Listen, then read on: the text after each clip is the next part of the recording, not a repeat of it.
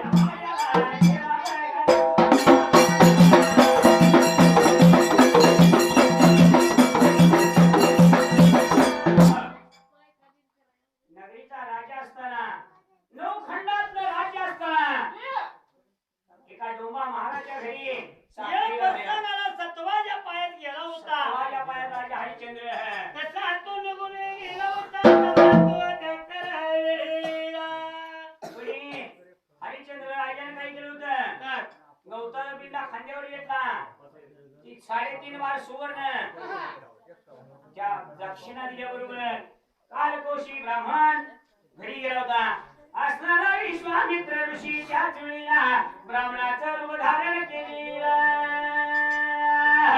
तो विश्वामित्रांना विचार केला होता तो त्या वेळेला काय करावं कळना त्याला.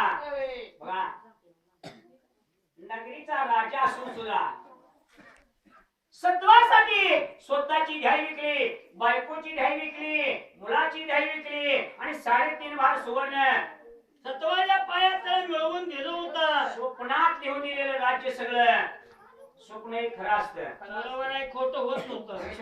झालं काय वाईट वाटलं राजा हरिश्चंद्राला घेतलं बरोबरी मालकीने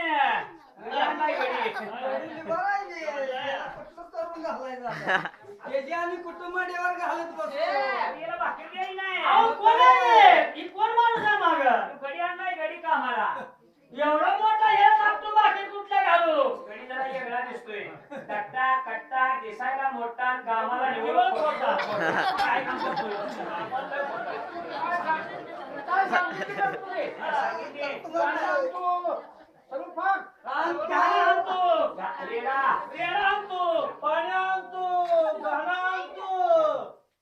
पाणी आणतो मला म्हणतोय गाणं आणतो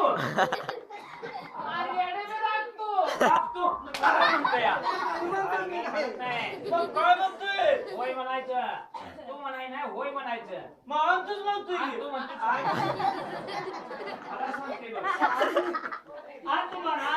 होय म्हणाय होय म्हण बर बर.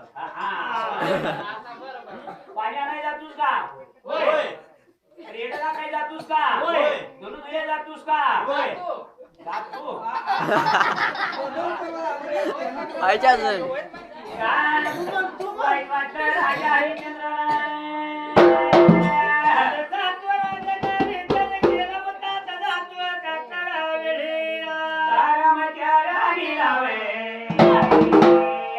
ब्राह्मणाच्या वाड्याला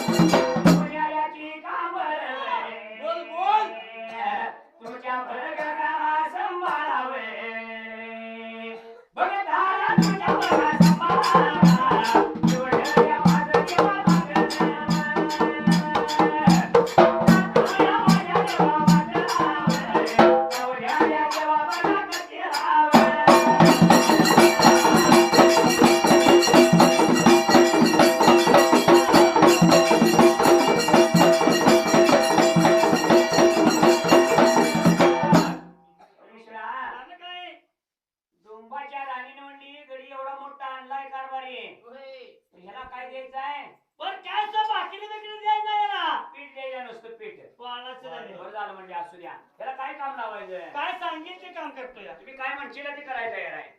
मग या डोंबाच्या राणीने काय केलं होतं माहितीये का? रांजण मोठाच्या मोठा 10-12 घागरी बसायचे पाणी रांजण होता. इकडे बघू नको, इकडे बघू नको. पाणी टाकी आणि पाणी टाके बाबा रांजण मोठीच्या मोठी घागर दिली, घागर दिली. राजा हरिश्चंद्राला सांगितलं बाबा काय एवढा रांजण भर आणि नंतर तुझं काय असेल ते पुढे काम तुला नंतर सांग. आणि मग तू काय जेवाय जायचं जाणार मग काय करायचं. राजासारखा राजा असताना मोठीच्या मोठी घागर खांद्यावर घेतला, नदीला निवडून पाणी आणायला गेला. तर मावशी तुम्ही बी मावशी आहे, डोंबाची राणी सुद्धा मावशी होती. तुम्ही इथे कवाय बसना आलाय, जरा गबसना तर लई गबसला या वट सुद्धा बोलणं झालाय.